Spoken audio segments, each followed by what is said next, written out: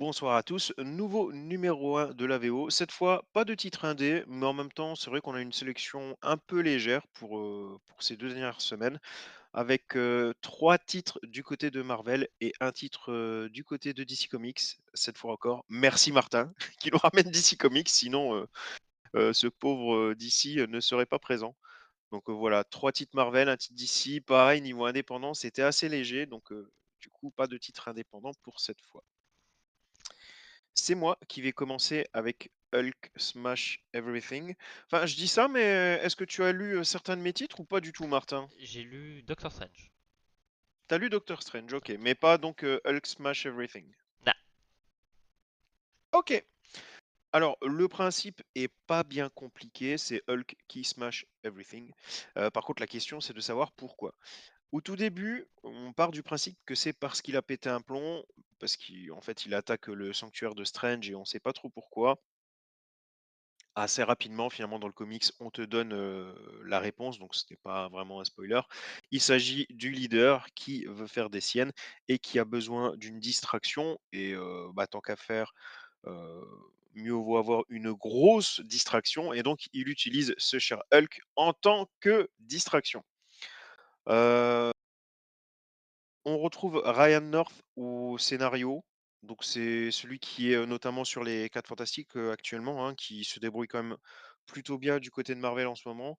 Ici, pour l'instant, le premier numéro est un peu léger, mais bon, en même temps, il y a pas grand-chose du point de vue scénario pur et dur à se mettre sous la dent. Pour l'instant, c'est un peu calme, on va dire, comme numéro. Après, les 4, 5 dernières planches, je vais quand même pas aller trop loin, enfin, vous en dire trop parce que même si c'est pas la toute dernière planche, c'est quand même un peu plus tard dans le numéro, donc j'ai pas trop envie de vous spoiler. Mais disons que, dans les 4, 5 dernières planches, Hulk est déplacé. Il se retrouve, à un endroit où il y a des je vais vous donner un petit indice quand même, un endroit où il y a des bébêtes avec des grandes dents et ça annonce du coup quelque chose d'assez divertissant, d'assez, libre, du point de vue du scénario où clairement, je pense que les auteurs vont se lâcher. Ça permet d'avoir quelque chose de différent en tout cas. Est-ce que c'est forcément ce que je veux voir? Non, pas forcément. Après voilà, en termes de encore une fois, vraiment de divertissement, c'est pas si mauvais. Après comparé au titre Hulk, dont je vous ai parlé, il y a 2 semaines, donc c'était Infernal Hulk je crois, qui celui-là était magistral. C'est vrai que celui-là fait un peu mou, il fait un peu, mignon, je dirais même. Donc c'est si je devais vous en conseiller un des 2, oui, ça serait, Infernal Hulk. Je vais quand même vérifier, histoire d'être sûr que c'est ça, c'est bien ça. Donc Infernal Hulk. Donc, à l'inverse, Hulk Smash Everything, ça va, mais rien de plus. Côté dessin, je sais pas ce que vous en pensez, par contre c'est pas déconnant, c'est pas dégueu, c'est plutôt appréciable. Alors pareil, mon cœur balance bien plus du côté de, Infernal Hulk, mais bon, voilà. je commence. Alors, je vais commencer pour la remise en contexte, parce que Vas-y. peut-être que je suis plus à jour que toi, et Oui. après je te laisse attaquer la critique si tu veux. Euh, alors, Doctor Strange qui reprend à zéro. C'est assez étonnant dans le sens où, en fait, il est toujours à Asgard. Alors, pourquoi toujours à Asgard? Parce qu'en fait, il était d'ores et déjà avant. Donc, pour rappel, suite à l'event One World Under Doom, alors techniquement, on peut remonter même un peu plus loin. Suite à Blood Hunt, Doctor Strange n'est plus le sorcier suprême, c'est Doom qui récupère ce statut. De là, dans One World Under Doom, euh, Strange s'exile du côté d'Asgard et il prépare tout doucement son retour, on va dire. Donc ça fait quand même maintenant 10 mois qu'il se trouve sur Asgard. Donc ici, on reprend à zéro, en mode ça va être un nouveau top départ, sauf que il est toujours sur Asgard. Derek Landy, c'est déjà le scénariste qui était sur la série Doctor Strange of Asgard. Donc là-dessus, rien de nouveau non plus. Et franchement, même en termes de continuité, il vaut quand même mieux lire ce qu'il y a eu avant. Donc, malgré cette remise à zéro, franchement, c'est qu'un argument marketing, quoi. Le seul élément qui pourrait aller dans ce sens, c'est le fait que Ivan Fiorelli s'occupe maintenant des dessins. C'était pas le cas avant. C'est vraiment le gros changement de ce titre, quoi. Mais sinon, ça aurait pu continuer de s'appeler Doctor Strange of Asgard sans aucun problème. Donc voilà, ça c'était pour, tout ce qui s'était passé avant et concernant ce qu'il faut vraiment savoir avant d'attaquer cette lecture, il faut partir du principe que dans Doctor Strange of Asgard, il avait passé, donc Stephen Strange avait passé un accord avec Loki, accord que bien évidemment, il n'aurait pas dû passer. Thor est mort et donc on commence ce titre pardon, avec un Strange qui n'est pas du tout apprécié au sein d'Asgard. Voilà où on en est lorsqu'on attaque la première planche. À toi Martin. Ça tombe bien qu'on parle de ça parce que voilà, dans les premières planches, on dit ah ben Thor il est mort. J'étais en mode quoi? Pardon? Hein? Oui, Voilà, ouais. moi je suis pas au fait des développements récents de la continuité Marvel. Je savais que Doctor Strange s'était réfugié sur Asgard parce que Doom était devenu sorcier suprême. Mais mis à part ça, j'avais lu le premier numéro de Doctor Strange of Asgard et c'est vrai que ça n'a beau ne plus s'appeler que Doctor Strange, ben il est quand même à Asgard. Donc bon, voilà. Marvel qui fait des numéros 1 à outrance. Bizarre, c'est pas trop leur style d'habitude. Alors, euh, ça reste sympathique hein, quand même. Je crache un peu sur le nouveau numéro 1. Mais franchement, j'ai trouvé ça plutôt sympa. Avant toute chose, j'aime beaucoup la cover. Il y a un côté un petit peu rétro, j'aime bien. Voilà, qui fait un peu années 70. Voilà, belle cover. Même au niveau des dessins, c'est pas du tout le même style par contre. Voilà, sachez-le. Mais je les trouve tout à fait efficaces. Ça cherche pas à aller dans le style réaliste. On n'est pas sur du Deadmau5 ou machin. On est un petit peu plus stylisé. Il y a des traits. Moi je trouve que il y a un côté très Bruce, enfin très Bruce Timm. Il y a un côté Bruce Timm dans les dessins où c'est des gens qui ont des silhouettes un petit peu triangulaires au niveau et puis avec des traits assez angulaires. Enfin voilà. Là, pas trop. Je vous avoue que sur ces planches-là, on dirait pas trop, mais sur pas mal de personnages et tout ça, tu t'es mute. Ouais, mais en même temps, je sais pas si toi aussi, tu as trouvé aussi qu'il y avait un petit fossé entre les 4-5 premières planches et tout ce qu'il y avait après. Un fossé, je sais pas, mais en tout cas, c'est vrai que quand je vois les planches d'après, c'est pas le même C'est pas tout à travail. fait pareil, hein. Ouais. Ouais, ouais, ouais. Euh, mais il y a quelques fulgurances même après. Là, c'est vrai qu'on met beaucoup de détails, etc. Mais il y a surtout à la fin du titre, on met un petit peu la pâtée sur notamment la dernière page, je trouve. Mais après, globalement, même si le reste fait un peu plus cartoon et moins détaillé, etc., ça fonctionne quand même dans les deux cas. Mais c'est vrai que oui, en rematant un petit peu, c'est vrai que oui, il y a un petit peu de différence. Mais rien qui m'a vraiment choqué, moi, donc is ok. Et puis voilà, niveau scénar, comme on l'a dit, Strange, personne ne l'aime. Mais ben, en fait, il essaie quand même de se rendre utile hein, parce que c'est quand même un mec sympa. Et il va aller aider un problème à Alfheim, donc le royaume des elfes blancs ou lumineux, je sais plus comment on traduit ça. Euh, voilà, parce que peut-être que quelqu'un menace de revenir et en fait c'est pas quelqu'un de gentil, il pourrait tous nous casser la gueule. Il joue un petit peu sur le mystère de voilà, il y a quelqu'un qui est enfermé quelque part et ah ben en fait est-ce qu'il est vraiment enfermé, est-ce qu'il est à l'intérieur, est-ce qu'il est mort, est-ce qu'il est vivant, etc. Je pense être plus malin que le récit en essayant d'être plus malin que un mec idiot lambda. Mais en fait, c'est moi qui ai été con parce qu'en fait, ils ont déjoué mes attentes par un truc assez simple. Donc ça m'a quand même pris de court, mais ça reste une solution assez simple. Donc je sais pas quoi en penser. Mais en tout cas, je dis quand même bien joué. Voilà, ils ont réussi à m'avoir. Voilà, j'ai pensé trop compliqué, je me suis fait avoir. Mais il y a des scènes d'action sympas, les dessins sont cool. Niveau scénar, on est sur rien d'extraordinaire. Je dis ça dans le sens très littéral, hein, c'est rien de très bizarre, rien d'original ou quoi que ce soit, mais c'est efficace. Donc en vrai, c'est un titre plutôt sympathique Doctor Strange. Et moi voilà, s'ils arrivent, Doctor Strange, j'aime bien quand ils arrivent à bien visualiser les pouvoirs qu'il a. Et pour le moment, j'ai l'impression que la magie plutôt, est bien est sympa, enfin bien représentée visuellement, c'est cool. Donc je m'attends pas. Voilà, is ok. Je trouve ça c'est sympathique. Voilà. Ouais, c'est un peu le même constat que j'ai de mon côté. Alors au niveau des dessins, alors les premières planches sont vraiment à tomber. Après cela change un petit peu sans, non plus que ce soit pas sans que ce soit catastrophique non plus. Maintenant, j'ai quand même noté que les dessins étaient pas non plus réguliers. Il y a, certaines planches qui sont, vraiment très bonnes, d'autres qui sont bonnes. Voilà, ça va dépendre, mais dans tous les cas, rien de catastrophique, au niveau des dessins. Concernant le scénario, je dois avouer que j'ai eu un peu de mal à être dedans. J'ai eu un peu de mal.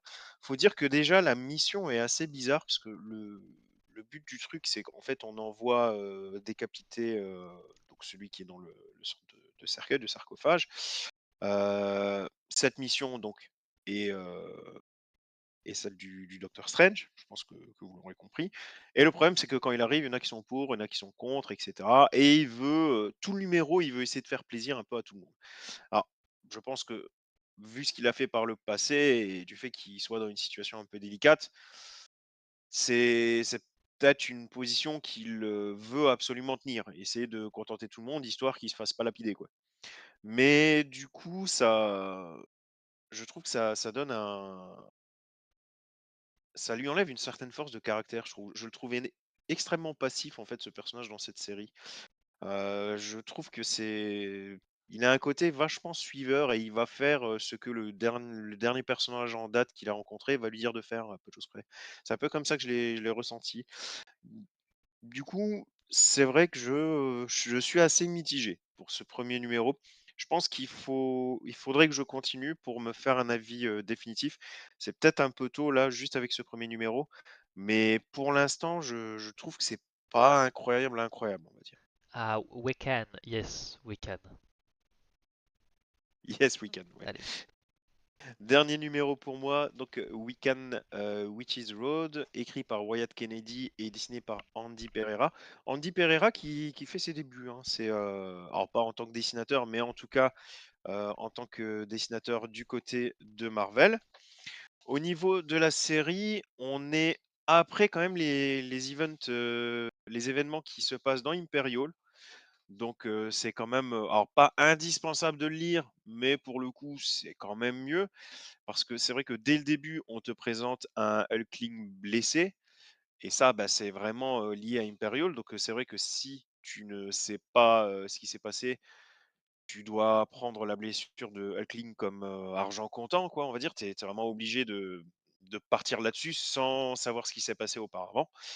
Heu donc voilà, c'est peut-être, important de lire, surtout que bon, de toute façon, c'est pas mauvais, clairement pas et puis, bah, c'est important pour, plusieurs autres séries. En plus, bon, un event Marvel qui tient en 4-5 numéros, c'est quand même suffisamment rare pour le souligner. Donc ça peut être sympa quand même de le lire avant d'attaquer, Hulkling. Ce que j'ai trouvé intéressant, c'est que même si on te dit dès le début que, Hulkling va être blessé, ce qui peut faire peur si vraiment tu apprécies le personnage, d'autant plus que la série s'appelle pas Wiccan et Hulkling, hein, elle s'appelle Wiccan. Bah, Hulkling n'est pas spectateur pour autant. Il est quand même assez important, il est blessé d'accord, mais il est pas non plus genre dans le coma, il peut parler, pas de problème, voire agir. Donc voilà, on peut continuer de travailler la dynamique des 2 personnages, la relation entre les 2. Ça là-dessus, c'est pas si mal, on n'est pas perdu. Personnellement, j'ai plutôt bien aimé ce titre. Bon après je vous l'ai déjà dit, hein, c'est vrai que Wiccan et Hulkling, j'aime beaucoup. Heu, mais bon, par rapport aux 2 autres que j'ai lus, c'était pas non plus, très, très dur de faire mieux, je trouve, parce que, bah, les 2 autres, je les ai trouvés quand même assez légers. Celui-là, je trouvais qu'il se permettait quand même plus de choses, allait peut-être un peu plus loin. Hem, ouais, franchement, j'étais plutôt satisfait. Heu, j'ai hâte de voir la suite et donc pourquoi cette route des sorciers? Pourquoi cette, Witches Road? C'est parce que Wiccan veut prendre ce chemin donc pour essayer de, sauver, slash soigner, Hulkling. Au niveau des dessins, ben, ce nouveau dessinateur s'en sortait pas trop mal. Moi, j'aime beaucoup, son approche. Je je crois que j'en ai déjà parlé, mais moi, c'est vrai que j'aime beaucoup, ce genre de dessin où on voit encore beaucoup de traits. Quand on voit beaucoup encore le côté crayonné, on va dire et c'est le cas ici. Donc c'est quelque chose que j'ai beaucoup aimé et qu'on retrouve vraiment tout au long du numéro. Donc plutôt satisfait. Alors peut-être que certaines cases manquent un peu, de force, je pense notamment à celle, du dessous. Heu, En termes de mise en scène, en termes de composition de la page, de même de point de vue, je trouve qu'on est pas mal. Maintenant, je trouve qu'il manque un petit côté, c'est un petit peu mou. Là, il a quand même dégainé son épée, il est en train de d'attaquer, clairement de passer à l'attaque, pardon. Ça manque peut-être un peu de patate, un peu de pêche, disons. Mais bon, heu, c'est qu'un détail, enfin, je veux dire, tout le reste de cette case, c'est pour moi, ça passe très bien, aucun problème, hein. Donc ouais, clairement, très satisfait de ce numéro, j'ai beaucoup aimé, beaucoup aimé. Pas, irréprochable, mais beaucoup aimé. Euh, Cette fois-ci, peut-être que DC a enfin décidé de faire une histoire Captain Atom où son seul intérêt n'est pas juste d'exploser. C'est d'ailleurs référencé hein, dans l'histoire, c'était assez marrant. Nous sommes voilà dans l'événement DC KO, voilà qui est un petit peu une sorte de tournoi organisé pour savoir qui reprendra l'énergie Oméga qui éviterait la fin du monde, grosso modo.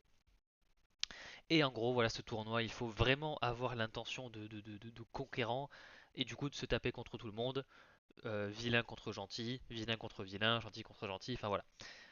Nous avons donc des affrontements avec des gens que nous ne voyons pas habituellement se battre. C'est pour ça que nous avons donc Superman contre Captain Atom qui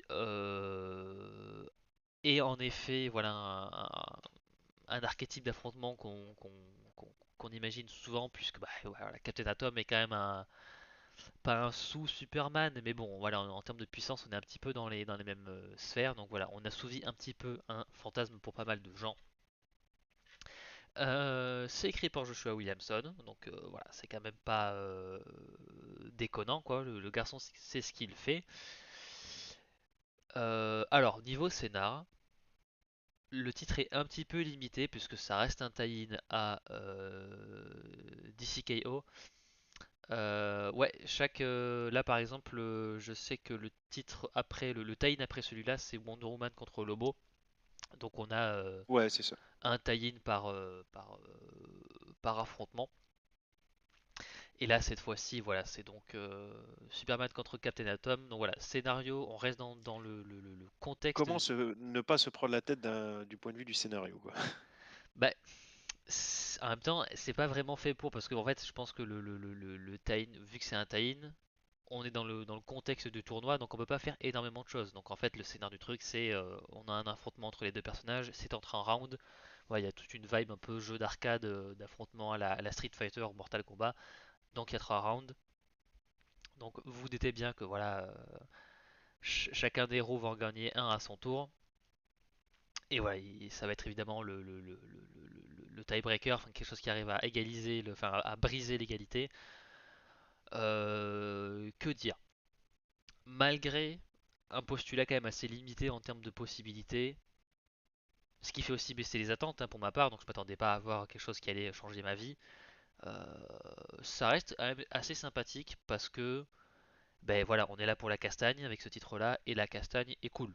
Voilà, vu qu'en plus ils peuvent se permettre d'y aller vraiment à fond parce qu'il n'y a pas vraiment de la mort est pas vraiment si permanente que ça, encore plus, hein, pourtant voilà, on est déjà dans les comics, mais voilà, il y a ce truc de round, il y a ce truc de, on peut vraiment y aller à fond avec tous les gadgets qu'on veut, donc il y a un côté un peu défouloir dans le titre et dans ce que les personnages font. Donc voilà, la cover résume bien, voilà, ils se foutent sur la gueule, voilà, leur costume commence à se déchirer, etc. Donc voilà, on est là que pour la castagne et la castagne fonctionne bien. Il y a des scènes où Superman se fait oblitérer, pulvériser. Inversement pour Captain Atom. Comme je l'ai dit, il y a une référence au fait que voilà, à chaque fois que Captain Atom est impliqué dans un truc, c'est que ah ben non, il a cassé ma tenue, je vais exploser, il faut vite que j'aille dans l'atmosphère pour me suicider. Voilà. Il y a d'ailleurs également, j'ai vu un tweet il n'y a pas très longtemps, euh, quelqu'un qui a répertorié toutes les fois où Captain Atom explosait, voilà, après qu'on ait percé sa tenue ou je sais pas quoi. Et en l'espace de 50 ans, c'est arrivé, je sais pas, une bonne quinzaine de fois, voire plus que ça. Donc voilà. Donc on fait faire quelque chose à Captain Atom, ça fait plaisir, hein, voilà. Moi j'aime bien le personnage, je le trouve plutôt cool. Il y a des références au titre de Tom King, voilà. Tom King, il n'y a pas très longtemps, a écrit un bouquin sur Jenny Sparks, donc membre de The Authority, où elle va affronter Captain Atom qui est devenu un peu taré, qui se prend pour Dieu. Et on fait référence, enfin, je sais pas si on fait vraiment référence directement à ça, ou si on reprend juste un petit peu le champ lexical de oh là là, j'ai jamais été un dieu ou je sais pas quoi. Donc pour moi, le titre de Tom King est hors continuité, ce que je, et je crois qu'il l'est, hein, je dis pas de bêtises. En plus, c'est du Black Label, donc c'est rarement en continuité ça. Donc voilà, je sais pas pourquoi ils repartent là-dessus, parce que Captain Atom, c'est dommage toujours de le peindre comme un psychopathe. Mais voilà, c'est juste un détail dans le titre. Évidemment, Superman gagne. Voilà, je me permets de le spoiler parce que c'est bon. Entre Superman et Captain Atom, Oh, le saligo, ils il vont, a osé. ils vont pas faire. Pourtant, le suspense était à son comble. Ah voilà. Alors si quelqu'un dans le chat ou dans les commentaires YouTube pensait réellement que c'était Captain Atom qui allait gagner, je vous prie de m'excuser. Vraiment, je voulais pas être méchant, mais sans déconner. Voilà. Il y a ma fille qui trouve que tu es très très beau, mais par contre, elle veut pas le dire elle-même parce qu'elle est un peu timide. Voilà, Merci. il a dit merci. Et autre question, comics de la est-ce que il y a du sang dans ce combat? Est-ce que ce sont des titres où la baston, tu le ressens par rapport aux impacts, aux coups échangés? Ou même niveau sang, ils se font plaisir? Non, c'est pas très graphique. Alors, il y a des trucs assez violents, mais c'est plus d'un autre niveau. C'est pas juste deux gonzes qui se tapent dans la rue et qui se pètent les dents. Là, c'est vraiment, à la limite, j'annihile ton squelette, ce genre de choses, quoi. Donc, ça va au-delà du sang, mais c'est pas graphique, du coup. Donc, c'est pas très violent. Ok, ok.